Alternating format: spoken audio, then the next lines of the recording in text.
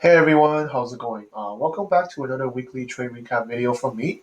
This week I've only taken one additional trade, which is Cardano, that is still running, and all other Forex positions have closed down.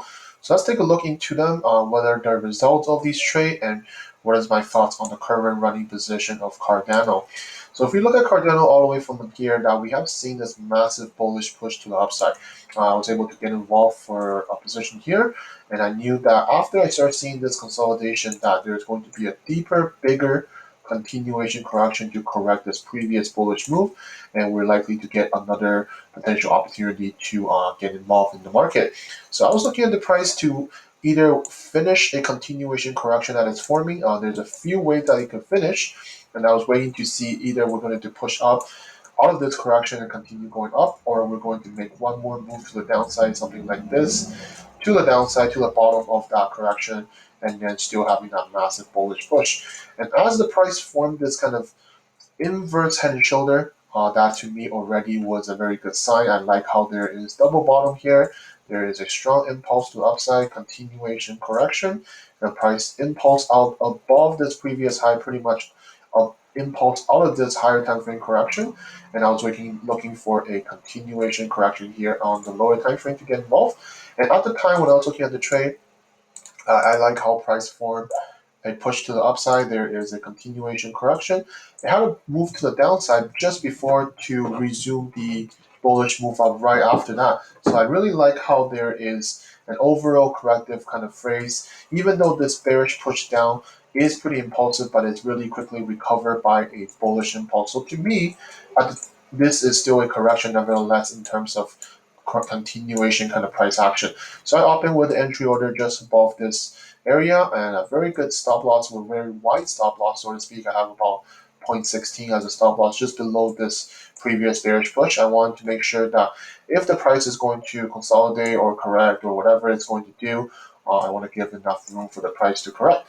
So after that, we can see that price did kind of move around a little bit during the after I got tagged in, pushed down almost towards the end of my stop loss, and then kind of push back up again, and then kind of push back. So a little bit more consolidation. So this correction here may not be enough, but that's why I leave enough room for the price to correct. I'm happy to leave the trade running, happy to leave the trade at risk for 1% loss if that's going to happen, because I like the overall price action. I like the overall impulse correction and looking for the next impulse up.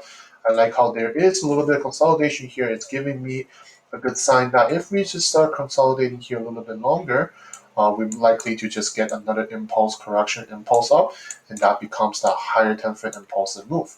So that's Cardano. I'm happy to see how it's going to develop in the upcoming days and week. Let's start looking at a few trades that I have closed down during this week. So last week's weekly trade recap video, I talked about Aussie CAD that was running. Aussie CAD was running pretty good, and during Monday when I start opening, the price started kind of just correct itself up more and more and more and more. And I didn't want to take a trade that's break even, of course, after running about 3.5 to 4%. Even though this ascending channel does look like it's very corrective for another downside, but at the time, I wouldn't know how deep or how long this correction will go. Sometimes this correction can just all the way continue up like this for a little bit longer. And a trade that was running about 3.5 to 4%, I didn't want to exit for like 1% or even break even. So I want to see what will price do when it hit this previous low before this continuation correction. And I saw that price is hitting that. So I exited the trade for 2%. And with the management plan that if this ascending channel was finished, I'm going to re-enter back this trade and then look for the downside to the low. And that's kind of how it happened to my second position that I get in, because after that correction is finished, I just set an entry order, put the stop loss above the high, and then price tagged me in for this third entry. And you can see price initially pushed down pretty good, but it just failed to break this previous kind of low area. This is pretty much giving me a little bit of a clue that this is going to be a double bottom based on this current price action that we're seeing. And when I started seeing this, again, ascending channel retrace back up, I didn't want to take another break even after hitting about 2% profit. So exit the trade for about 1% here. And then was looking to see if this is going to be another continuation, or in fact, if this move can correctively move up to this high here, making just a bigger consolidation for this overall impulsive move correction and then looking for the next downside. And that was my management or plan at the time. But instead, price didn't really give me that push to the upside. Instead, it kind of create a little bit bigger correction, kind of a sideways correction, and then eventually kind of push down. But you can see this third push down from the price, 1, 2, 3. It just couldn't break this previous low, and that's really an indication from the market that this is a double bottom or even a triple bottom, so to speak, and we're just not getting that push down right away. And that's why I wasn't interested to get involved in here. I wanted to see a little bit more development, a little bit more price action from the price. And you can see that as the price continued to go down, it started getting a little bit more corrective. It started forming this kind of a wedge, kind of a descending channel on the lower time frame. So again, that's a bigger sign that the market is telling us that is the bearish move no longer valid? Is the bearish move going to stop here now? And that's kind of what happened. The NFP happened and then pushed the price up. But this is for the area that I previously wanted to potentially look for a sell again, even though this bullish move up is quite impulsive, but this is the previous high that the price is stalling. You can see when market closed, this is where we are right now. So on Monday next week, I want to see what will happen here. Is it going to form continuation correction to push the price lower? I want to monitor what the price will do, or this is going to eventually turn into a bullish price action and push up, and then the bearish opportunity, to me at least, is not going to be valid anymore. So that's Aussie CAD. Overall, closed down the trade for about 3.2% or so. Let's look at Pound Swiss. Pound Swiss again from last week before the end of next week. Before the end of last week, we closed. The price was trading around this area. I think it was about 3% or so. And when Monday morning, it just kind of started pushing up, and I didn't like how, I think it was during the New York session or so, price just massively pretty much in reversal impulse up. We had an impulse down, but just again couldn't break the previous low. You can see that this is where the price is stalling once again. Right, we pushed down the price originally very impulsively. This is looking very good, and we didn't have any continuation correction to push down further. Instead, it kind of formed a double bottom on its own, and price pretty much reversed back up, and then forming continuation correction. So at this time, that's how I exit for the trade for about 1.8% or so. I didn't want to give back any more profit back to the market. This can easily just kind of start turning back on, and I didn't want to exit for the trade for like 1% or even break even. So my decision was to exit about 2% or so. So 1.8, I think that's very good. And this was also that previous high, and that price broke out.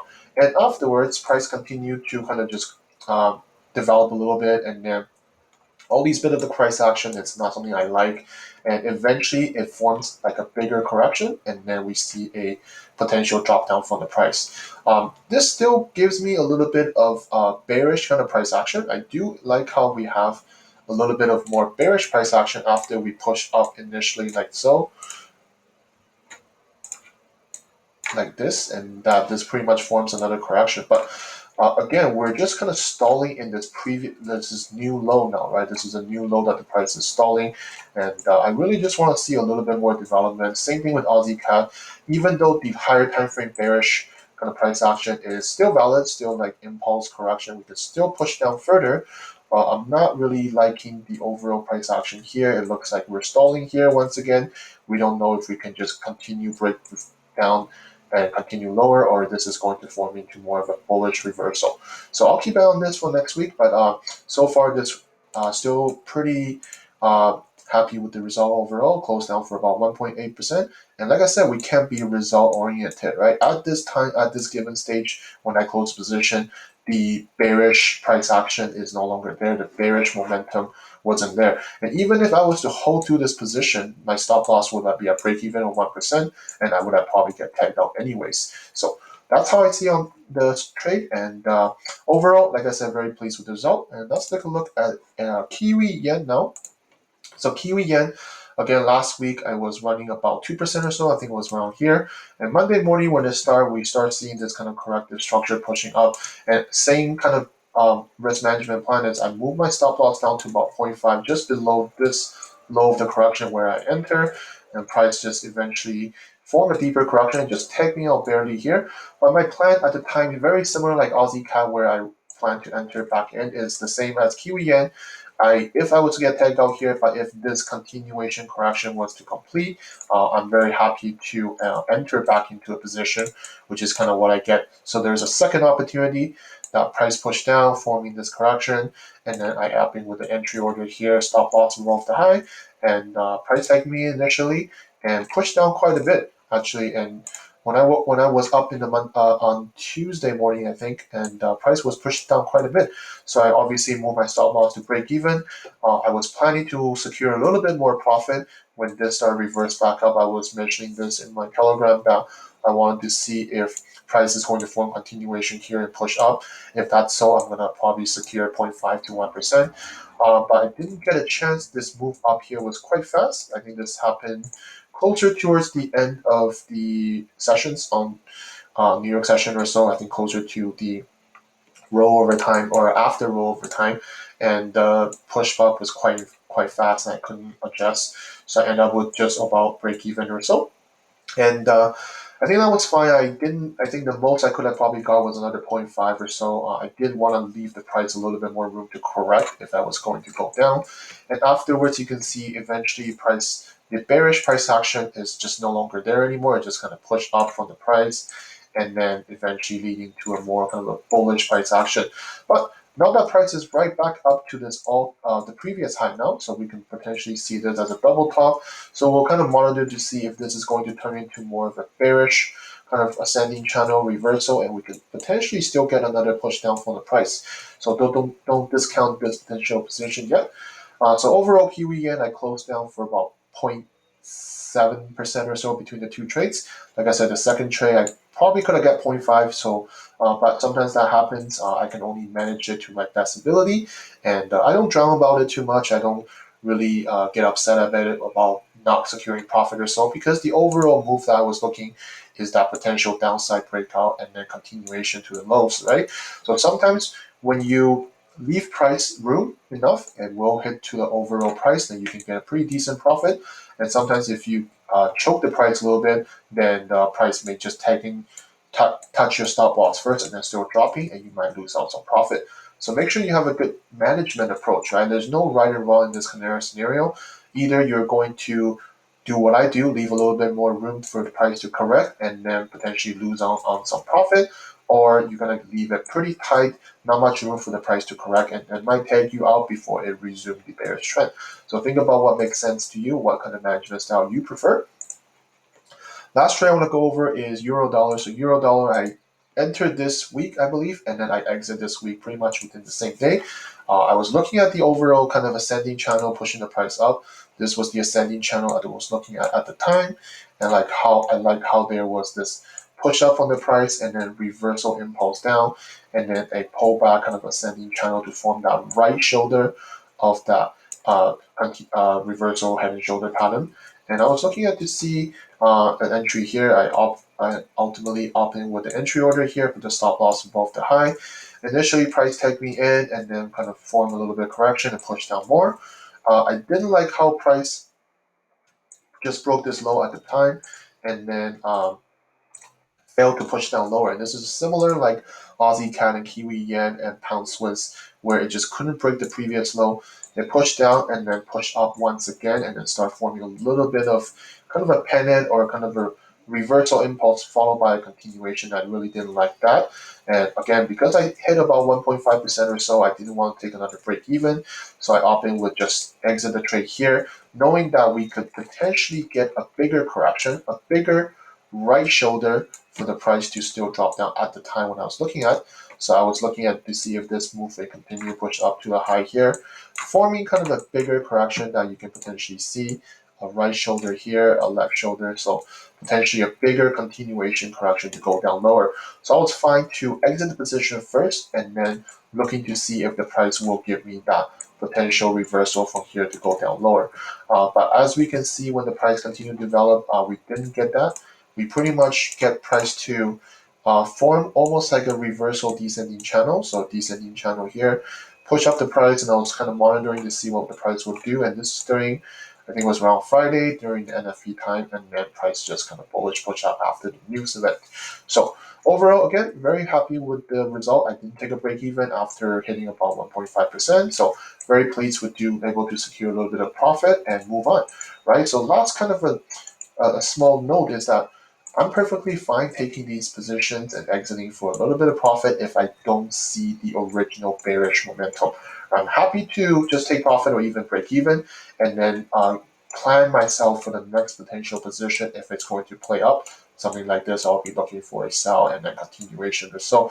And if that doesn't happen, if the price just continue to push up, then very good, because not only I mitigate my risk, not only I secure a little bit of profit, then I also didn't take a break even. I didn't enter back in again because I didn't see the right bearish price action. So recap for the week: Euro dollar 0.85% or so in profit. Kiwi yen 2 trades for about 0.7%. Pound Swiss I exit for about 1.8%. Aussie CAD 2 position, exit for about 3.2%. And Cardano is the only position I'm running right now, just hovering about the break-even time. Okay, so any question, guys, let me know below. Any comments, welcome to let me know as well.